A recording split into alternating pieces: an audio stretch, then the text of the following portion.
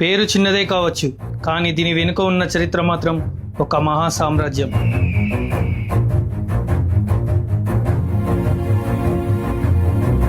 ఇది మన మెదక్, మన మెతుకుసీమ. ప్రాచీన కాలంలో వరి పంటలతో సమృద్ధిగా విలసిల్లి మెతుకుసీమగా పిలువబడిన పవిత్ర నేల.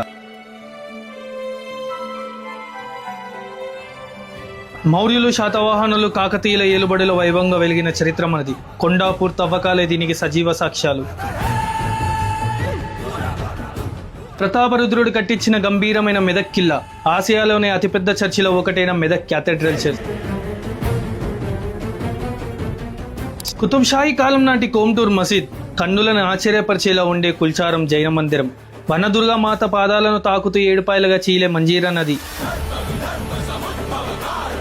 పూచాద్రి కొండపై కొలువుదీనన కలియుగ వెంకటేశ్వర స్వామి, వన్యప్రాణుల నిలయం మన Pocharam wild life sanctuary, Hyderabad విమోచన ఉద్యమ పోరాట గడ్డ ఇది. విప్లవ కవి మగ్దుం ముహియుద్దీన్, అన్యాయంపై తెలంగాణ గొంతుకై గర్జించిన ప్రజాగాయకుడు గద్దరన్న పుట్టిన నేల. ఇక్కడ నుంచి వెళ్లిన వాళ్ళు రాష్ట్రానికే ముఖ్యమంత్రి అయితే, ఇక్కడ నుంచి పోటీ చేసిన వాళ్ళు దేశానికే గర్వించదగ్గ ప్రధానమంత్రి అయ్యారు. తల ఎత్తి గర్వంగా చెప్పుకుందాం ఇంతటి ఘన చరిత్ర ఉన్న మనం మెదక్ నెలలో పుట్టినందుకు.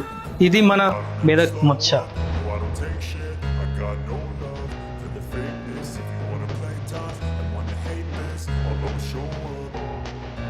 I don't ever slow up, no I don't take shit.